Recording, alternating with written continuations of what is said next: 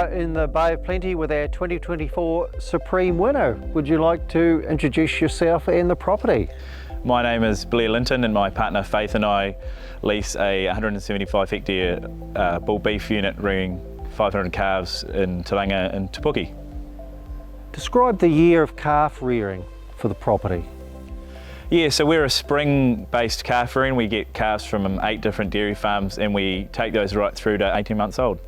We pick the calves up at 4 days old and we rear them in 3 plastic roofed sheds for 6 weeks, and then they transition out onto the farm. So the system keeps the farm quite simple. The pasture growth curve is perfectly sort of suited to that demand of the animals right through the year.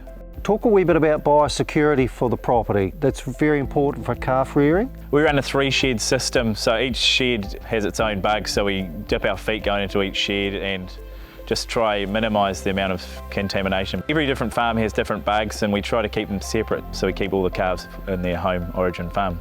And from an animal health perspective, you trace the animals all the way through? Yeah, so we weigh them at 4 days old and we weigh them when we wean them, and then they're weighed monthly until they go.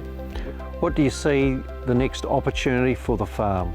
For our farm and many other sheep and beef farms, it's probably the high amount of biodiversity we have. We're lucky enough to have 30% native bush on our farm, so it's just that recognition of the biodiversity and how we can extract some value out of that in the future.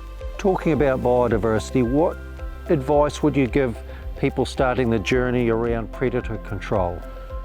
Well, for us personally, it's been catchment groups and just the ability to get experts in to talk to a catchment group rather than each individual farm. It just makes it a lot more efficient.